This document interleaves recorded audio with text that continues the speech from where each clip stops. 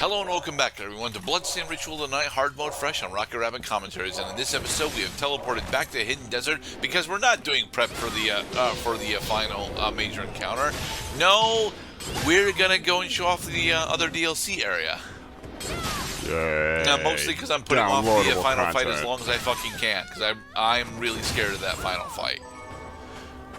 There is a lot of prep that I got to do in order to make the final fight somewhat comfortable, and I mean somewhat comfortable. It's never going to be fully comfortable, Mr. Cloud.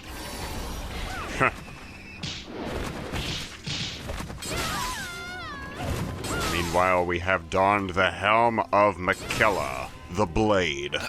No, the Palladius is the helm of Starlight. Come on. It looks a lot like Elden Ring fanfiction fuel. It might be Elden Ring fanfiction fuel. I don't remember how much astrology actually impacts the overall setting for Elden Ring. Like having birth signs that give you attributes? Kind of. Anyway, welcome to the Journey crossover. Now, the tunnel? Yes. The tunnels specifically is in fact a reference to Journey. Journey is a video game that neither Cloud or I have actually played. I watched DC do a playthrough of it a while back, and honestly, I prefer Flower. I really do. But Journey is an extremely critically acclaimed title that focuses specifically on its art direction and its minimalistic presentation in order to tell the story of a dead end or dying world. It is actually really fucking beautiful in its minimalism, but because of how minimalistic it is, it's also a video game that I've never actually felt the compulsion to go out and play for myself. It is amazing how mostly you just have to keep to a premise and you can make a game interesting. Yeah. You know, don't introduce too much shit at once.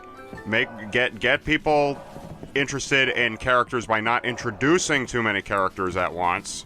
Give yourself a target and controls and a nice helpful tutorial, which will teach you the core game mechanics within about 10 to 20 minutes. So you might notice that our camera is kind of screwed up for this, and that is actually entirely on purpose.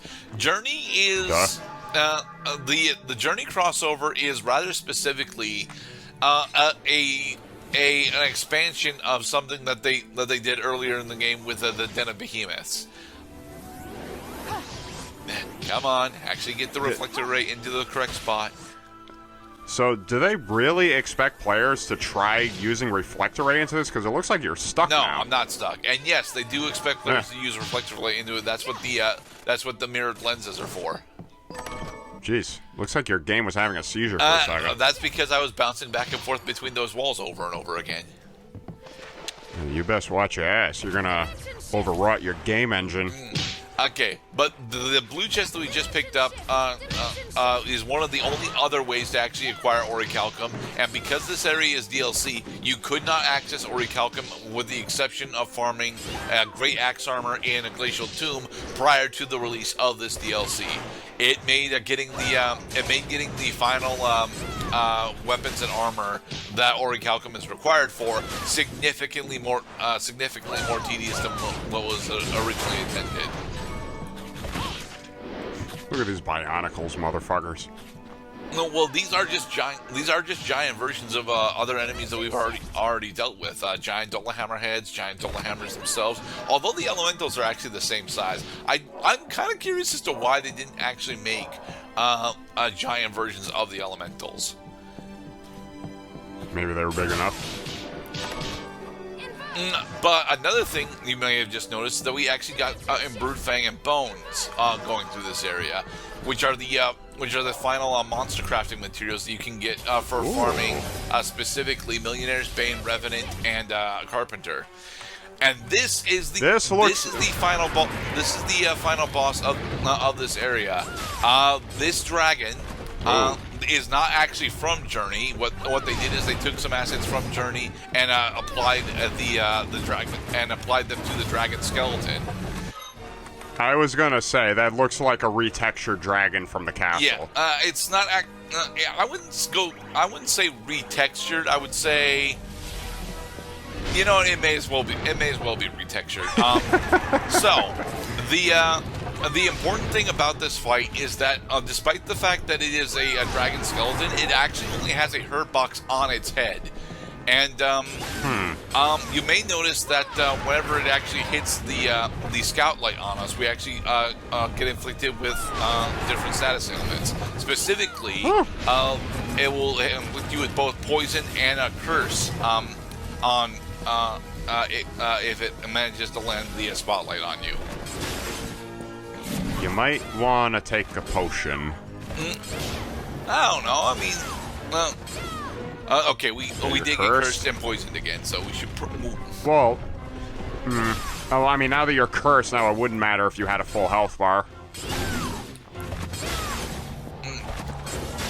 Oh, and now it is with snow. It's coming! Yay! We took out the Guardian Dragon.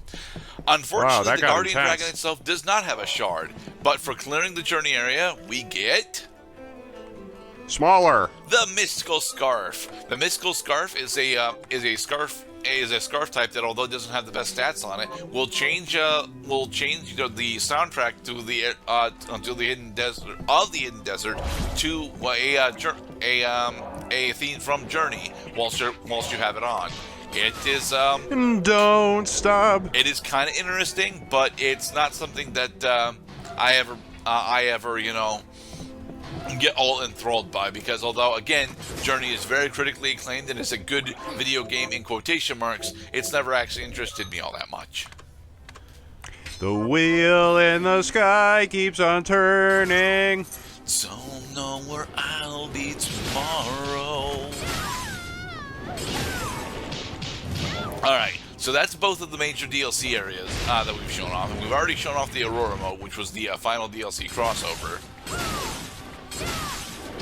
And let's see, what else do we have yet to show off? Well, there is, of course, the final post-game area that we should show off, as well as the super boss that I don't want to go fight. But I promised Cloud that we were going to go fight the super boss, so... Oh, we're getting there. We are getting everyone. there. Next part is going to be mostly us just going through the super boss. Damn. Well, that is super. A super good time. Alright then. Where are we off to? Oh, Liver Ex Machina. Oh, right. We are here in order to actually show off that we have successfully maxed out OD's library. Once you get to... I think it's 99% of map completion. OD will actually have... I've come by some new material. Is it here? Yes, really the Tome of Conquest. The Tome of Conquest gives you a bunch of different tome steroids, specifically Prowess and Tailwind, that can make specific things a bit faster to grind. And I think Tailwind is actually the one that gives you additional movement speed, which is pretty nice. Sweet. Yep. Again, you have... They want you to go slowly through the map the first time you go through it, because if you go too fast, you may miss all the little things along the way that makes the adventure worthwhile. Targets for me. Here's what I've turned up on the monsters. Good work. I never turned in the Sabnot quest, so here we go. Brigandine. Have you learned it? Here's what I've turned up. And with that, we have successfully completed all of Lindsay's quests, with the exception of the DLC one that I don't have, because that one is a paid DLC one. Hey, Lindsay, cheer up, would you? I finished the harvest. Hey, our rice actually blossomed. Sorry, no, this was corn. Corn. Plant some potatoes for us, Mr. Harry. I'll get to work. Thank you. Oh, jeez. I mean, now we're out of things to kill time with. Not really. We still have, the rest of the memory quests to attempt to do for Abigail. This is it. That's one more villager we can lay to rest. Here's your reward. Abigail is voiced by the same voice actress who does Dominique. I'm looking for. Right. Dun dun dun dun dun. Let's see, bat wings. I think we have to go make bat wings. Yeah, we have to make bat wings, though. See, even though Dominique is officially toast from the game, we can still feel her presence through the other characters that are voiced by the same person. That's Oh, yes, and Susie wanted pizza. no. Oh, I don't think I'm actually going to show off the complete food and memento quests because they take a great deal of time in order to actually finish. You're supposed to be doing them throughout the game, and to be perfectly honest, I definitely can do a good portion of them throughout the game. you're going to get through this. But Convex glasses. the convex glasses are interesting because they actually zoom in the camera on Miriam. So. And it actually has gameplay effects whilst you're zooming in, believe it or not. Okay. It can effectively stop the spawn of scythe mites in the Tower of Twin Dragons. Fuck yeah, scythe might stop it. Fuck 'em. Selling materials. Mostly so that we can have money so that we can buy more food items. Now I'm getting near automata on the brain with all those items I never used, but we're stacking in such accumulation. I wonder, Jesus Christ, what the fuck am I gonna do with all these? While you're going to sell them for gold, that way you can, attempt to buy healing items. Of course. Oh yeah. Yep, all the small and medium recoveries in the world. Yeah, be careful with that melting skull, little girl. Alright. Yep. Are we, not quite. Got some more sinister rags to sell. Okay, do we have double digits of anything else? Okay, well, we gotta fix these. Okay, and boom, we're all set. Yay! Oh, and we sold a Harpe as well. And a scale armor. And an assassin's vest. And a stone mask. Hang on to the elf ears. It's almost Halloween. Alright, so we managed to buy our third EX potion. And looks like we're gonna be purchasing some more berry spaghettis, right? Or are we comfortable with that number? Smoothie sounds so good We right already now. have the food bonus for smoothies, so it doesn't make sense for us to buy it again.